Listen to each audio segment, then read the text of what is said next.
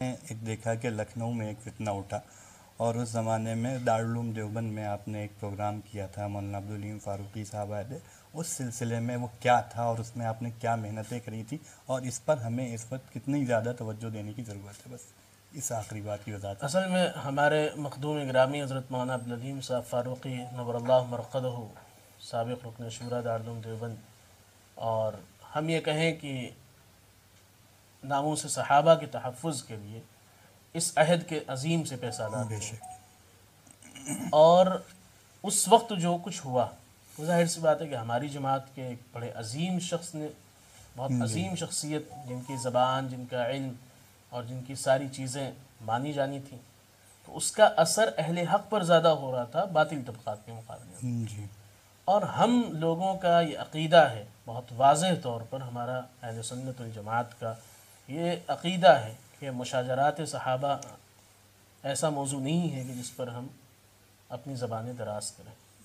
علمی اور تحقیقی گفتگو کے لیے دروازے کھلے ہوئے ہیں، لیکن مشاجرات کو بنیاد بنا کر کسی صحابی کی ادنا سے تنقیص بھی ہرگز ناقابل برداشت ہے، اور اس کو نہیں کرنے دیا جائے گا۔ اگر یہ ہوگا تو راہیں کھل جائیں گی، اہل علم علم والوں کے درمیان بات کریں گے اور جاہل جہلا کے درمیان بات کریں گے، پگڑیاں اچھالی جائیں گی، صحابہ اکرام کی پگڑیاں اچھالی جائیں گی جو ہمارے لیے ناقابل برداشت ہے۔ انہوں نے یہی کیا۔ اب وہ ہونے کے بعد آپ کے سامنے ان کی کتابیں، ان کے رسالے ہیں، جی چیزیں ہیں۔ انہوں نے حضرت ابو ہریرہ کو نہیں بخشا، انہوں نے حضرت معاویہ رضی اللہ تعالیٰ سے تو شروع کیا تھا، شیخین تک پہنچ گئے، جی اور اس کی وجہ سے ہم نے خود یہ محسوس کیا دارالعلوم میں رہتے ہوئے کہ طلباء میں اس پر گفتگو شروع ہو گئی تھی۔ چلیے مخالفت میں گفتگو ہو سمجھ میں آتی ہے، کچھ ایسے طلباء بھی میری نگاہ میں آئے کہ جنہوں نے باضابطہ یہ کہنا شروع کیا کہ بھائی پڑھ لیں، ہو سکتا ہے غلطی کی ہو۔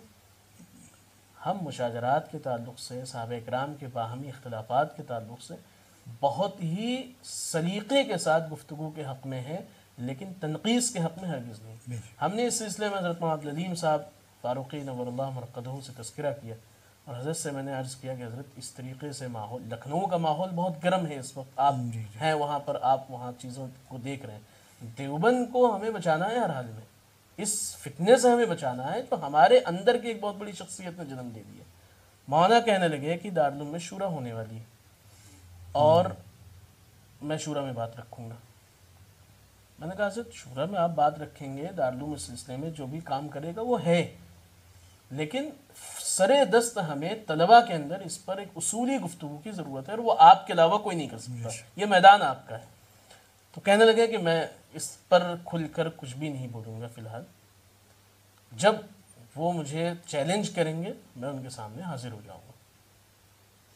بہرحال وہ دیوبند آنے سے ایک دن پہلے ان کا میرے پاس 1 یا 2 دن پہلے فون آیا، انہوں نے کہا کہ کہاں پروگرام رکھو گے؟ میں نے کہا محمود حال دارالعلوم سے متصل ہے، طلباء کی بڑی تعداد موجود رہے گی، آپ کی گفتگو ہوگی، آپ کسی کا نام نہ لیں، آپ جو ہمارے اہل سنت و جماعت کا حضرات صحابہ اکرام سے متعلق اصولی موقف ہے اس کی وضاحت کر دیجیے۔ حضرت تشریف لائے، وہ پروگرام آپ کی نگاہ میں ہے۔ حضرت نے میرے خیال سے وہ سب سے آخری خطاب ہوگا حضرت کی زندگی کا جو انہوں نے اس قدر ولولے کے ساتھ اور اس قدر علمی تحقیق کے ساتھ کی، اور اس کا اتنا مؤثر کردار ہوا اس پروگرام کا کہ کئی طلباء بعد میں میرے پاس آئے جنہوں نے کہا کہ مولانا کو بلا کر آپ نے ہمارے اوپر احسان کر دیا، ورنہ ہم بھی راہ راست سے بھٹک جاتے۔ اور اس کے بعد حضرت مولانا کی اس خطاب کی وجہ سے ملک بھر میں یہ فضا بنی، پورے ملک میں یہ ماحول بنا کہ اس فتنے سے ہمیں اپنے بچوں کو، اپنے طلباء کو، اپنوں کو بچانا ہے۔ وہیں سے ماحول بنا، اور پھر پورے ملک میں لوگوں نے حضرت مولانا کے، پھر اس کے بعد تو آپ نے دیکھا کہ ہمارے یہاں کے جن کو ہم صف ثالی سے صف رابع کے طلباء سمجھتے ہیں، انہوں نے بھی لاجواب کر دیا ان کو، جی اور پھر وہ جب لاجواب ہو جاتے ہیں تو پھر بدتمیزی پہ اتر آتے ہیں۔ تو جتنے بھی لوگ حضرات صحابہ اکرام کی شان میں تنقیص کرتے ہیں، ان کے لیے اس سماج میں کوئی جگہ نہیں ہے، وہ چاہے کتنے بڑے عبقری ہوں اور کتنی ہی علمی صلاحیت اور ادبی صلاحیت کے حامی ہوں، ان کو زمین پر ہم نے گرتے ہوئے اور لوگوں کے سامنے ذلیل ہوتے ہوئے دیکھا ہے۔ جن کی تقریریں سننے کے لیے ہزاروں اور لاکھوں کا ہجوم ہوتا تھا، انہیں اسٹیج سے پکڑ کر اتار دیا گیا۔ تو یہ حضرات صحابہ اکرام کی شان میں تو گستاخی ناقابل برداشت۔ دنیا میں ہم دیکھ رہے ہیں جو صحابہ پہ زبان درازی کرے گا کیسے اللہ تعالیٰ اس کو ذلیل و رسوا کرتا تو ہے۔ یہ تو ہمارا اصولی موقف ہے کہ اس سلسلے میں ہرگز ناقابل برداشت ہے۔ حضرات صحابہ اکرام ہمارے سروں کے تاج ہیں، اور حضرات صحابہ اکرام ہی وہ وسیلہ اور ذریعہ ہیں، وہ پل ہیں جو ہمیں رسول اللہ تک اور قرآن تک اور اللہ تک پہنچاتے ہیں۔ اگر ان کے شان میں گستاخی ہوگی، تنقیص ہوگی، ادنا سا تنقیص کا تصور پیدا ہوگا تو ہم وہاں تک نہیں پہنچ پائیں گے۔ پھر تو ہم نے قرآن پر گفتگو کر دی نعوذ باللہ، پھر تو ہم نے رسول اللہ کی ذات پر انگلی اٹھا دی۔